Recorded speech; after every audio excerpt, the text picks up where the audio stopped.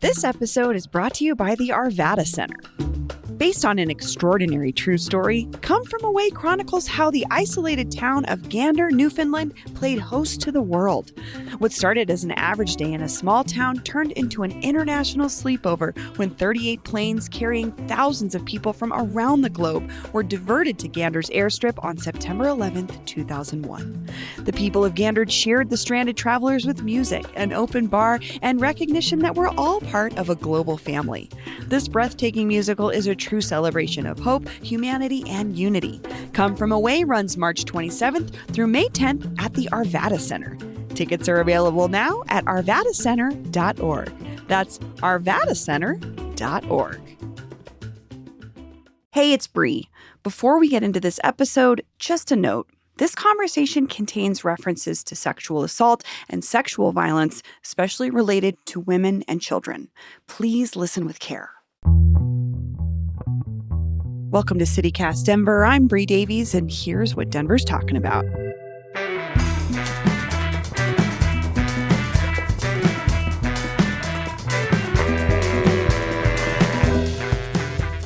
Joining me today is our Green Chili correspondent, Justine Sandoval. Hello, Justine. Hello, Bree. And I actually don't know how to introduce you, Ramona, because you have so many accolades and titles. You're a former four-term Denver City Council member, first Latina female City Council president.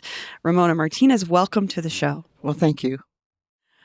So we're talking today about the fallout of allegations of rape and sexual abuse by labor and civil rights activist César Chávez and the impacts on Denver today.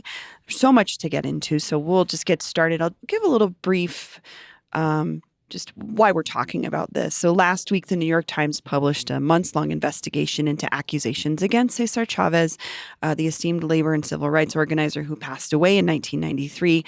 Many cities, including Denver, are in the midst of dealing with this fallout and how to handle the fact that we have a park, a building, a city holiday named in Chávez's honor, not to mention his connections here to Colorado and the Chicano civil rights movement, especially here in Denver, but throughout the state. And I wanted to start with a huge piece of this story, which is Dolores Huerta's allegations of rape against Chávez. And Dolores was the co-founder of the United Farm Workers Union with him. Justine, I thought of you immediately when I read this story because you met Dolores several times. You've seen her speak. This investigation is the first time that she's really told this story of alleging rape by Chávez, which included hiding her pregnancies, giving up those children. I just want to talk for a minute about her and what did she go through? What did you think when you saw this? I think reading her words and her statement when this came out was really shocking to me, but it kind of came full circle. I had the honor of meeting Dolores when I was first 17 years old. And throughout her time coming through Denver, I've reconnected with her. I mean, this is a woman that I literally shared a drink with. She drinks tequila and tonic. And we sat there at El Noa Noa and her and I shared a drink together and broke bread. So she is someone that I hold very near and dear to my heart and respect very much. So it was shocking, but a lot of the interactions I've had with her in the last 10 years have been through the reproductive justice space. She's been coming to talk a lot to help us fight against bad ballot measures and help us to recently pass Amendment 79 in Colorado. And a lot of the conversations she was having about how she was anti-abortion back in those days and how she had all of these children, and how she realized now how there was this injustice for her, and talking about repro spaces, and she was really committed to that. So knowing now that this is the story really signaled to me wow, this is makes sense when we're having a lot of conversations about, her life and her life as a mother, her choices. And so that was really interesting to me. And it really hit close to what we've been talking about, what we've been working on for the last decade. Shed a new light on maybe why she had the position. She took the positions she took and how that changed throughout her life. Ramona, how do you think about this decision that Dolores made to never talk about what happened to her? Well, coming from that era, coming from this generation, she's older than me, but not that much. I can understand why. Because in 60s, 50s, 60s, whatever, women, who would they believe? Cesar Chavez or Dolores Huerta? A young woman or a man that is bringing a movement, quote unquote, because she stood by his side, but she didn't stand alone and say, wait a minute, I'm part of this movement too. She was quiet about it. I knew her from when they first started this whole process.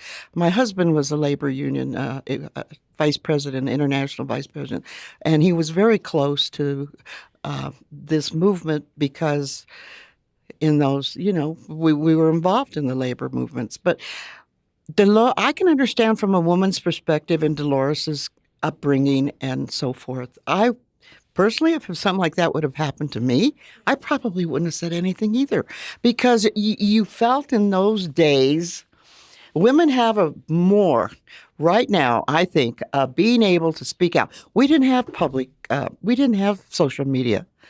We didn't have the kind of the way you can communicate. Well, just like this morning, this podcast, we didn't have that to really present our stories.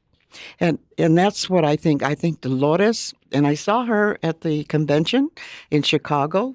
She's still drinking her tequila, kiddo. And, we talked a little bit about it. And we talked about how she was doing, but Dolores always realized that justice was number one for the people and the workers.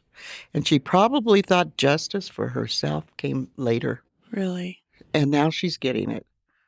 No, that's so true. That breaks my heart because knowing I'll be 40 this year, but my generation, my people were calling me oh, this hits so close to home. How many of us have grandmas who've held these secrets? We have these type of deep, dark secrets in our families that we don't talk about culturally and we move forward from. And a lot of women suffer in silence and they're just move forward for the sake of their families, for the sake of everybody else and themselves last. So I'm not surprised at all that she never came forward with this. It makes sense that she never would. This is something we experience culturally.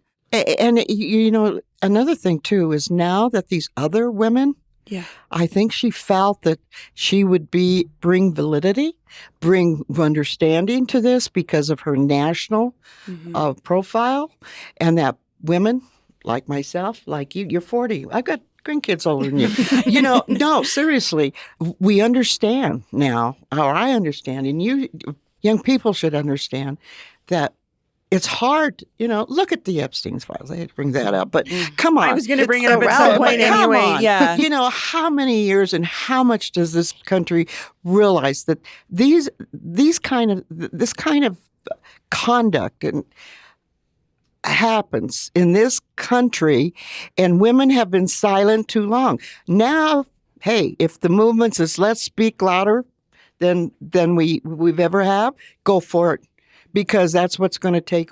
That is the only way we'll be able to change this kind of history. I did find it interesting that she shared this after two women younger than her that were children when they were allegedly abused by Chávez came forward, and they're in their 60s now, and they were young teenage. I think one of the girls was 12 when this first allegedly began, but that whole time, Dolores also was keeping that secret. And I even think I don't know, I was a teenager in the 90s. It was all about women's empowerment, and the conversations about abortion access were more prominent and things. And she still didn't say anything. She's now 96 years old. And this is the first time. So many images I have, and I think we all have, of her standing right next to this man. You have to remember, though, that when Dolores looked around to our communities, and when I talked to her in 2000, I think it was in 2000, because there was a big movement in this country to identify and give Cesar Chavez the national recognition we thought he deserved. And during that time, if you look back in this, but particularly in California, where it really started, they started naming stuff after him, and other cities in Arizona where he was actually from. Those. So, as a member of city council, I said, I was approached and I said, okay, let's name a holiday after him.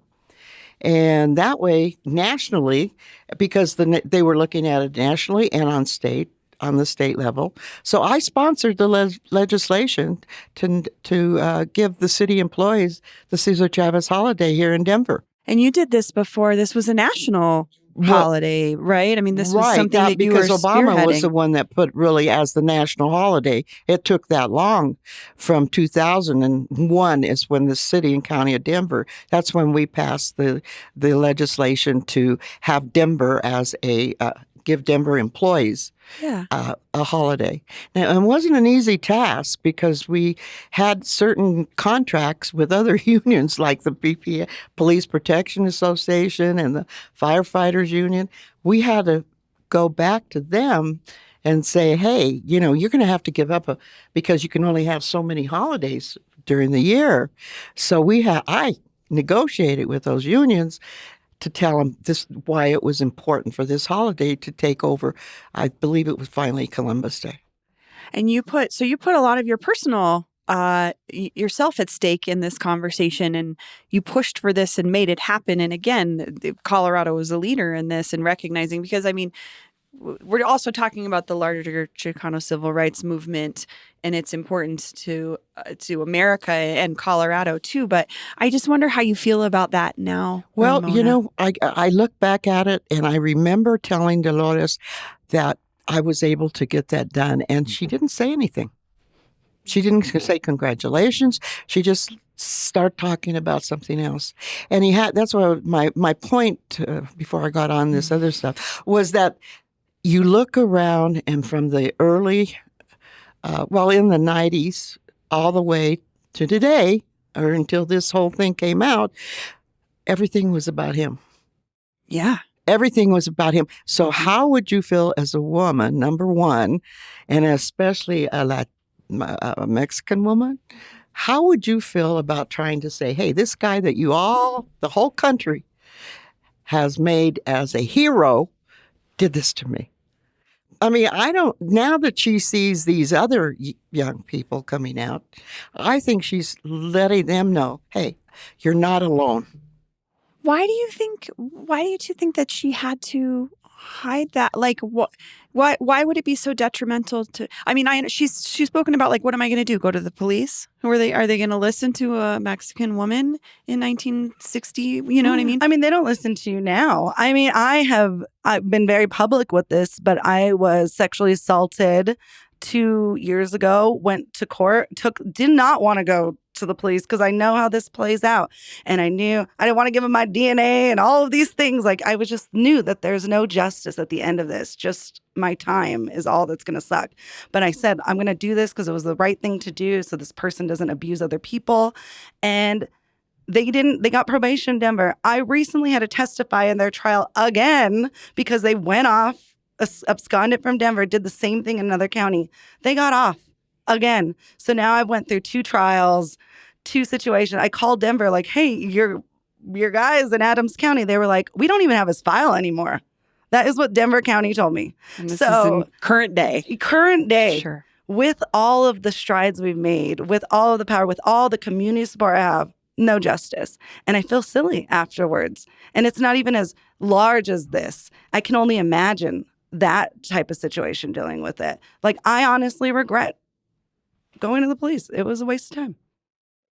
I think it's hard for the younger generation like yourselves to understand how we grew up, the women of my era. I mean, yeah, we grew up understanding that it was the man's job to take care of the family. My mother was she was a stay-at-home mom. Her first priority was, like my dad would say, you take care of the girls. Don't worry about anything else. I take everything. My mother-in-law didn't even drive because he had that kind of control over how she spent the money. And so I mean, it's surprising. But when I got to tell you that when I ran for city council, she was the first one to write a check for me. Mm-hmm. And she lived on just Social Security.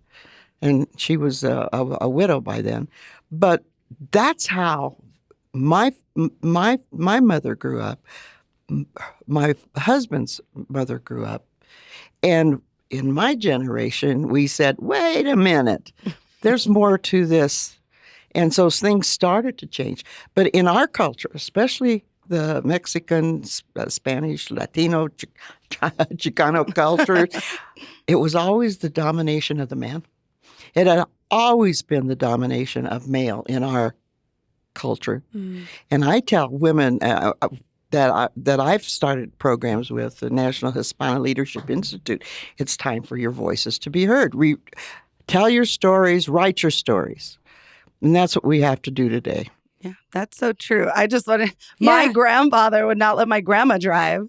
And she secretly kept a little stash and bought her own car and would hide it up the block. And her and my mom would go shopping and stuff and hide it before he came home from work until he finally caught wind of it. He had to just let her do it. It was too late. But that's like the old school mentality. And it makes me like, honestly, I shed a tear like at least weekly thinking about my grandmother and my grandmothers before her who suffered in silence, but did these like quiet acts of rebellion, like buying her own car and learning how to drive quietly, because that quiet rebellion what helped my next generation be able to stand up loudly and say, and stand up for ourselves.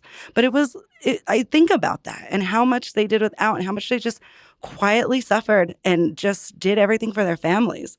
Well, and I just think, too, Dolores was standing next to this man this whole time and was also organizing and was just, I'll be honest with you, I learned about César Chávez in probably high school. I didn't learn about Dolores till I was in college. And they were doing the same, you know what I mean? They were working on the same lines, doing the same work. But I think you both are speaking to the cultural component of this, some folks are saying the machismo problem, just how your community functions, whether it's political or not. This is how we were functioning. But do you think that that's just part of why she didn't say anything? She didn't say anything. Well, you give up a lot. Like growing up, I was born in the 80s. My grandmother was a Chicano rights activist, Ana Marie Sandoval. And so, yeah, Ana Marie, everyone knew Ana Marie. But I grew up in a lot of like the trauma. Like my learning about the movement was from my father's trauma. He was so resentful of the movement because my grandmother was an amazing activist, amazing woman, a force to be reckoned with, but she was not the best mother. She just was not there because what did she have to give up? She had to give up so much. I remember my dad being like heartbroken when I wanted to be an activist and follow in her footsteps because he was just like always saying charity starts at home, the revolution starts at home, because he felt he gave up so much of his life for this movement. Now you'll see him at things, at rallies, tabling for me as I run for office, but it took shout out therapy for my father to have that healing. But a lot of lives are destroyed. People give up everything, their lives, their dignity, all of these things for liberation. It's not free. And many people pay the price within the movement.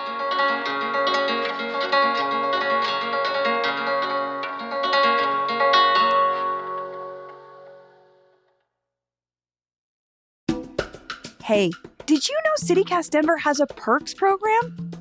Every week, we're highlighting some standout deals from our favorite businesses in town to help you support local and save some money. It's a win-win. Here's a highlight from this week. Coming to Denver or planning a staycation? Reserve your Mile High Experience box with Green Door. Choose edibles or flour, plus Colorado-made snacks and travel essentials, ready for pickup at our trusted local dispensary partner. Everything you need to elevate your trip and enjoy local experiences. And you can use our code DenverPerk for $10 off. These businesses are offering deals to CityCast readers and listeners because they know you're the most engaged and passionate Denverites. To see a full list, just visit denver.citycast.fm/perks. It's a great way to check out new restaurants, shops, and events in your city without breaking your budget. And I love that for you. And by the way, if you have a local business, you can offer your deals on our perks page too. Visit denver.citycast.fm/perks to learn more today. Hi, CityCast listeners. This is David Plotz. I'm the CEO of CityCast, but I also have another job. I'm one of the hosts of the Political Gabfest, Slate's politics podcast. Every week, I get on mic with my co-hosts Emily Bazelon and John Dickerson, and we talk about politics and a lot more about other things that we care about. The GabFest has been going for more than 20 years because the three of us love talking to each other, and we have an amazing community of listeners. If you like the open-hearted, curious way CityCast approaches cities, I think you'll like the Political GabFest too. Stream it on YouTube or wherever you get your podcast. Ramona, why did you step into Why did I step into? the movement and into Well, the... I'll tell you why. Because actually, it was my late husband. He was very active, and I was home, and I said, "Well, I could. They're doing it wrong. No, don't do that way." But so finally, my predecessor, Sam Sandos, when he ran for city council, he lost the first time. And I volunteered. I was volunteering because I volunteered for everything. I was in Head Start. Head Start Mother. I was doing all the stuff for the schools. I was even on the church. I taught catechism. I was doing all these social night, but it was all volunteer. And so when Sam ran the second time, me and this other lady, June Hurst, took over his campaign from, and I'm not going to mention their names, but they were all guys, state legislators, some of them. And we said, "You're out of here. We're taking it." And he won. And I worked for him for 8 years. And then when he was really sick and retired, I ran. And I ran 4 terms, and I won all 4 terms. I had no opposition for 3 of those. And the last one I won anyway, when I had opposition. But speaking of Anna Maria Sandoval, she was always in my corner. We worked together. So what happened was, I was telling you about my mother-in-law.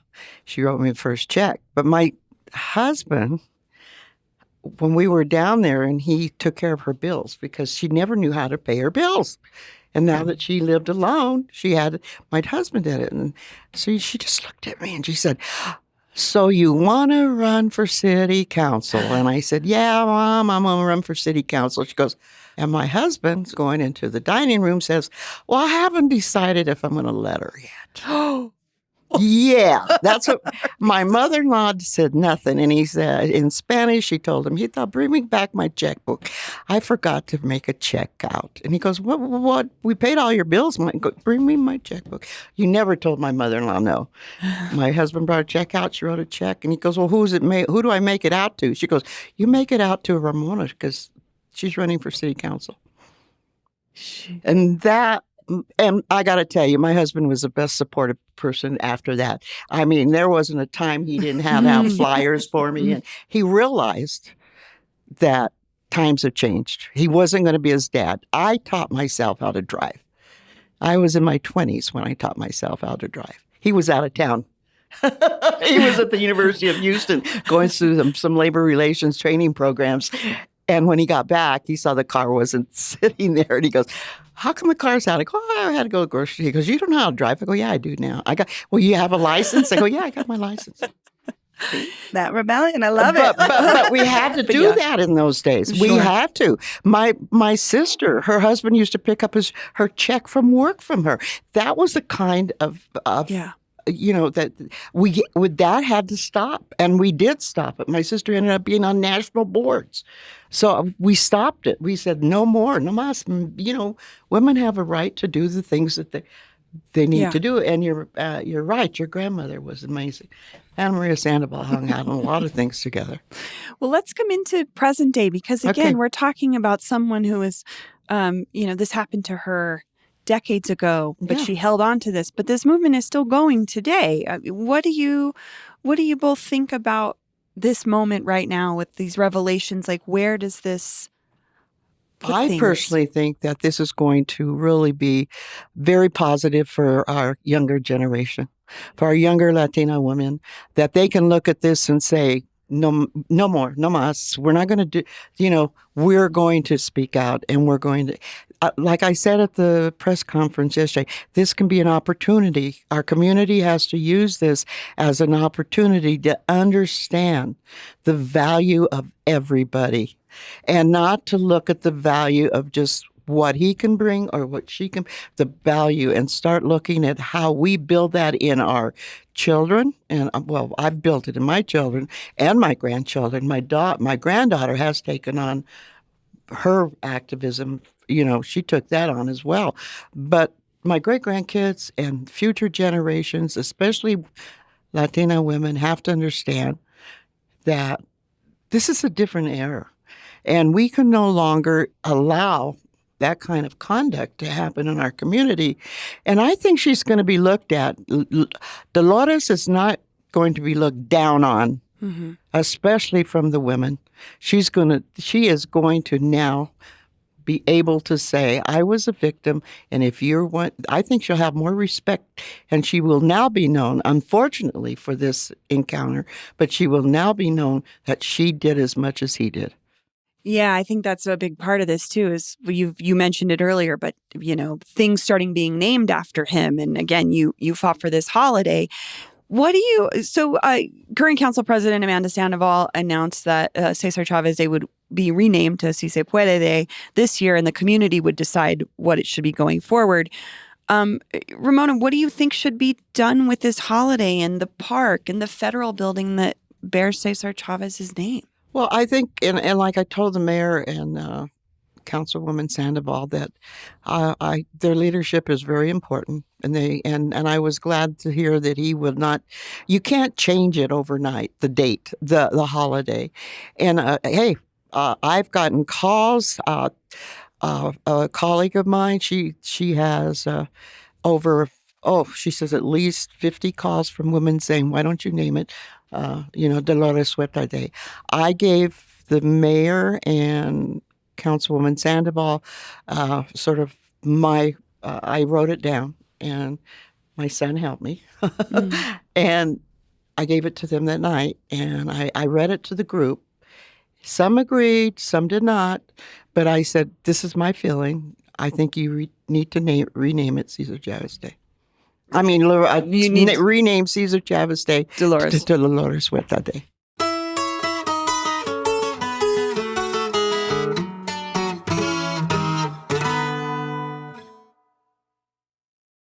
Justine, what do you think about this conversation too, as we talk about should we be venerating a single person? I think that's the other part of these. A long criticism of many movements is we shouldn't be uplifting one person when it takes all of these people. But there also, I think, there's a drive to say, but why can't we recognize Dolores after what she's gone through? My poor partner, he is Honduran, East Coast Latino. So I'm like waking him up in the middle of the night because this is processing this icon.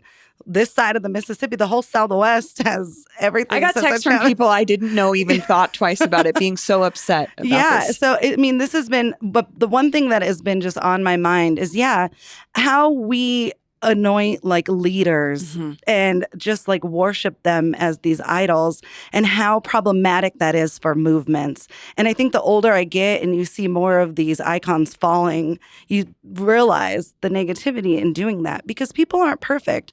And oftentimes some of the worst people are the most charismatic people and make it into these roles and these positions because they're able to get there. And I'm just seeing that when you put a person as the top, the icon, the leader of all of these things, they are going to disappoint you because people are flawed. And when they do eventually disappoint you, then it impacts the entire movement down. And then the movement, all of the work, everything's connected to that one person's behavior. I think we really need to start looking at how we put together these spaces and these collective movements as a group, and not finding one leader and being a collective. And that's exactly what I told him. I said, in light of recent allegations concerning César Chávez's conduct, which has prompted renewed public reflection and discussion, it is appropriate to reevaluate how we honor historical figures. While these matters deserve thorough consideration, elevating Dolores, I said, Huerta provides an opportunity to celebrate a leader whose lifelong commitment of justice, dignity, and nonviolence remains widely respected. The change is not about erasing history, but about telling it more completely and honoring those who helped build it. Dolores Huerta's name deserved to stand at the forefront of this legacy. I gave this to the mayor and Councilwoman Sandoval, but I said, it's going to be up to you. You're in charge now, not me. Yeah. And so this is what some of the women that we've talked to have indicated. And I put that in a document for them so that they can determine whether or not how they move forward. And the mayor said it's going to be community driven. And I think that's very appropriate. Ramona, what was that conversation like on Wednesday night after these allegations came out? And obviously, folks in the community were coming together, like, what are we going to do, prior to the announcement from Councilwoman Sandoval and the city that they would be changing the name temporarily. But like, what was that conversation like? I can't imagine everybody was on the same page about it. No, we weren't all on the same page because we have different stories about the movement to tell, and I think that everybody was devastated. I mean, we were caught off and so surprised. And it felt like because it's like part of our family. It's part of our history and our family that we embraced for all these years. And all of a sudden this comes out. It was a very somber meeting. People discussed some of the things that they felt, particularly about how women were being treated all this time. And, of course, Councilwoman Sandoval took the initiative to, on her park that she had. But with the city, it takes a longer process. But in the meantime, I don't have a problem if they're going to say, we're not going to say César Chávez on the March 31st because you can't change the holiday. It's on the calendar and people are expecting to have the day off. So he says, we're going to call it Si se puede day. I don't have a problem with that. To not erase the work of the movement. No, do not erase the work of the movement. We're going to celebrate what it was about. And that, to me, is very appropriate. Yeah, it's so...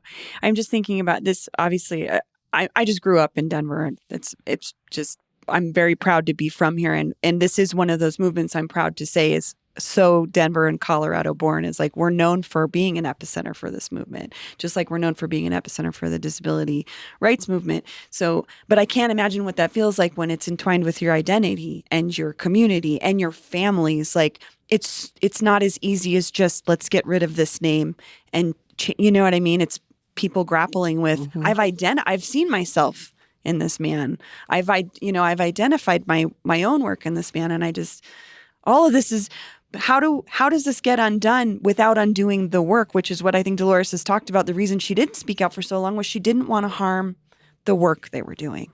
She didn't want to harm all of the work that they were doing with communities to raise people up. And, labor organizing is so, crucial. It's a human rights issue. And imagine if she had come out earlier and people didn't believe her. Well, you have 3,000 employees up in Greeley on strike. Right now, JBS. For their rights, for their treatment. And this is, I remember the first one, and that was, I don't know how many years ago, where we had strike in the meatpacking company, because in the slaughterhouses of Greeley, they were treated. It was a movement then, and it has to be and continues to be a movement for people's rights, for workers' rights. And I think to Dolores, and I can't talk, but I think that to her is probably more important than anything. The sacrifices she made for this, she didn't want this to stop. We still have those problems in this country, and it's worse than ever. Yeah. I don't want to minimize the allegations here about Chávez, but you brought up this earlier, the Epstein files. Something I think a lot of folks observed in this moment was the swiftness of removing Chávez's name from things.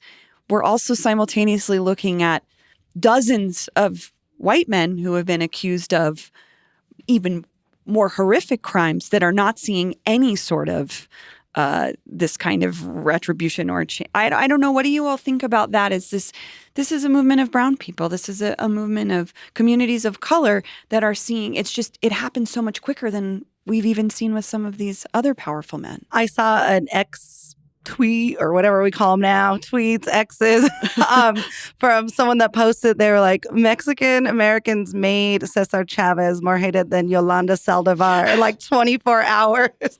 He made it like Selena's former manager who murder her. Yes. Yeah. But yeah, we were quick. People were quick. That statue came down at the park in 24 hours. And I think, this is our moment to look inward and take accountability for ourselves. We're not part of the Trump cult, the Epstein cult, any of those things. We're not a cult. We're a movement. And if we have to look inward right now and make that change, we will. I would say that probably after the Me Too movement and things that have happened in the last, decade, it makes it so we can stand up, especially women in the movement can stand up and say, hey, well, this person we found out is this awful predator. We can move on from them to continue our movement and not stay diminish, stuck on it and diminish. And, I think itself. all these predators' names should come off of everything. But, unfortunately in the system, we can't control that, but we can control within our own culture, our own people, and how we want to be represented. Yeah. So we're doing what's right. Well, I think we should be the good example for this country. Mm-hmm. I think that our community says we'll take responsibility. Mm-hmm. It was a wrong. We're going to do it right. Mm-hmm. The leadership, and it always comes to leadership. Our leadership in this city said, we're going to move and we're going to move fast. And community, we want you behind us. And that's what they did. The leadership we have in Washington, D.C., from Trump on down to his cabinet, that is the most, I don't even want to say the words because you just said it. To me, it shows that our community has more respect. Mm. We know that we have to take responsibility. And you can put, just like England did, they took responsibility for their prince. We can't take responsibility for in relation to Prince Edward. Yes. Well, the so-called, we're coming up with no King's Day, right? Yeah. This guy, I don't call him my president. This guy still has followers and women that think he's doing right even after, what did he say? Something in the last election when he said something about women's pussies? Yes. Yeah, come on. That enough should have said, oh, hell no. He's not going to be our president.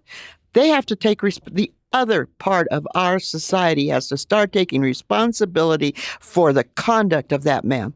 And if they want their sons to be like him, or they want their daughters to have to deal with this stuff, they better wise up real quick because it's happening still today. I appreciate you both sort of reframing that idea of it's like we're actually just taking care of business. Yeah, this is absolutely. what our community does. One thing before we go is there's other people out there, I'm sure even here in Denver, who are sitting on a secret like Dolores did. And I've heard grumblings for years throughout activist and community circles here in Denver of other problematic situations. And I wonder what advice you both would give to someone who might be carrying a secret like this while trying to not break down a movement or a community that they're working in.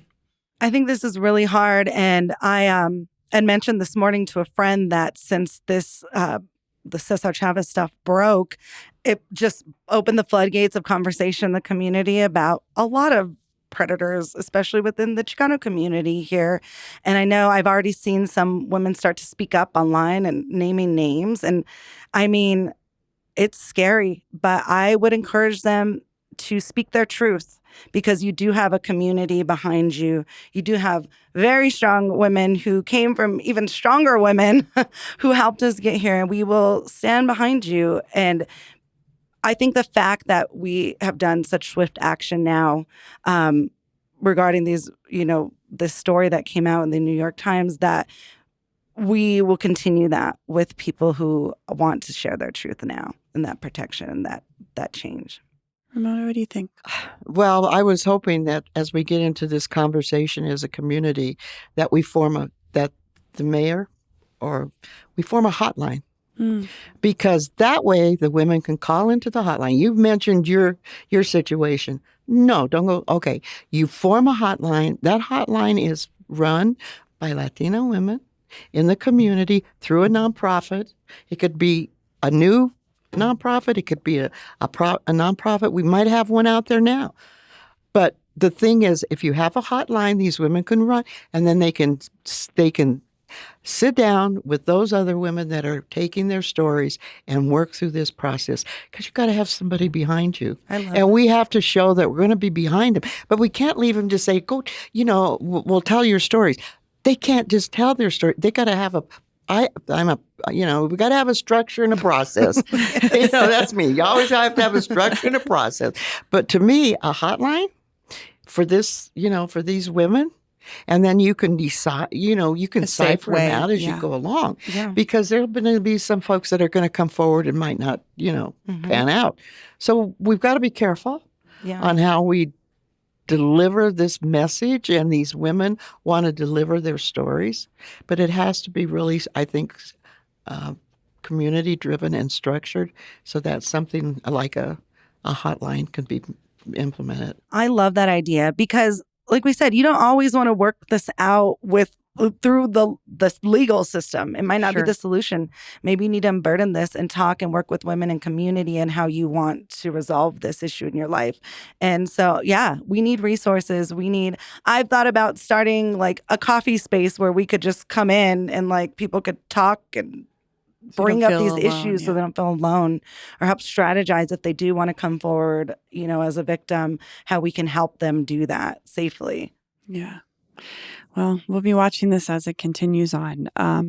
Ramona, Justine, thank you both so much for taking the time today. Oh, I love this. Thank you, Justine. Thank you so much.